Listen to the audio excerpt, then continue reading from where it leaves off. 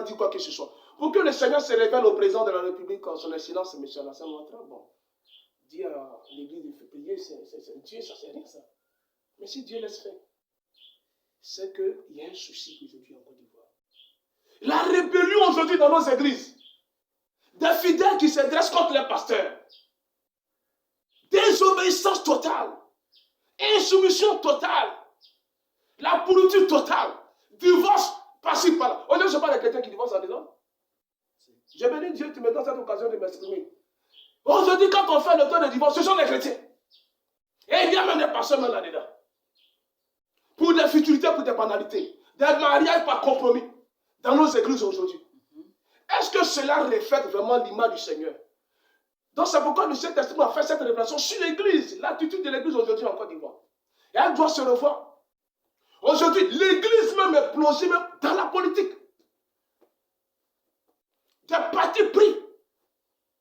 PDCI, FPI, RDR, etc.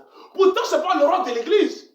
Mais le rôle de l'église, elle a pour mission de soutenir et prier pour ses autorités. Mais malheureusement, il y a certains pasteurs qui se retrouvent avec des autorités là-bas, qui deviennent finalement leurs enfants, qui deviennent finalement autre chose, en déviant la mission à laquelle le Seigneur les appelait. Donc l'église est malade en Côte d'Ivoire. Elle est malade. Bon, pour l'heure, je m'arrête là. D'accord. Que Dieu te bénisse. Homme de Dieu, soyez béni. Il nous reste maintenant 4 minutes, je pense, pour notre émission. Alors, si vous avez quelque chose à dire rapidement sur l'église encore, vous allez aller et puis on va terminer par... Oui, effectivement, j'ai quelque chose encore à dire sur l'église. Le Seigneur interpelle. Il demande à tous ses enfants, tous les chrétiens, et tous ceux qui ont accepté Jésus-Christ de Nazareth, tous ceux qui l'ont accepté réellement, de se repentir. Tout fidèle, quelle que soit ta communauté, la communauté dans laquelle tu te trouves présentement, que tu sois de Baptiste Mission, Med, Assemblée de Dieu, Pentecôte, que tu sois, je ne sais pas, catholique, vraiment, il faudrait que l'Église passe vraiment sur le chemin de la repentance. Une repentance, c'est... Et puis non seulement avant de parler de la repentance, mais assez de doctrines aujourd'hui dont l'Église doit se repentir. Et quand je fais appel à la repentance, je fais appel à un changement de vie total. D'accord. Ok, homme de Dieu, on n'aura pas le temps de tout dire. Voilà, c'est que si connectez-vous et abonnez sur la chaîne, vous aurez la suite certainement. On va rapidement parler de la révélation que Dieu vous a donnée sur la Côte d'Ivoire. Il nous reste pratiquement 2 minutes. Ok. Effectivement, concernant la révélation sur la Côte d'Ivoire, il dit, heureuse la nation dont l'Éternel est le Dieu. Heureux le peuple qui choisit pour son héritage dans le livre des Psaumes. Dieu, quand il m'a fait la révélation, il dit, au préalable, j'ai eu à marcher avec le peuple d'Israël en tant que père. Mais aujourd'hui, le Fils veut marcher avec ce pays, qui est la Côte d'Ivoire aujourd'hui. Donc le Seigneur réserve une grande grâce particulière pour le pays, la Côte d'Ivoire. Et le Seigneur veut que la Côte d'Ivoire soit un État chrétien.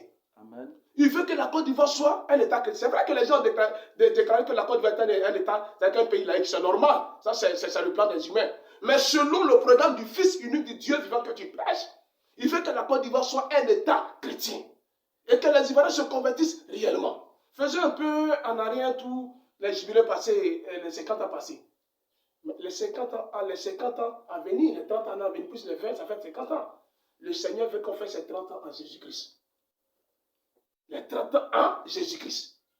Et le Seigneur veut de la Côte d'Ivoire comme un peuple, comme une nation. Il veut que sa gloire se manifeste. Et non seulement il y a un réveil que le Seigneur réserve pour le pays. Et une grande bénédiction qui est réservée pour la Côte d'Ivoire. Et au cours de la révélation, il m'a dit, mais j'ai prévu près de 40 années d'abondance pour le pays. Si le pays se comporte très bien, comme j'ai fait Israël. Amen. Je ferai ça grâce à cette nation, avant que mon retour n'arrive encore.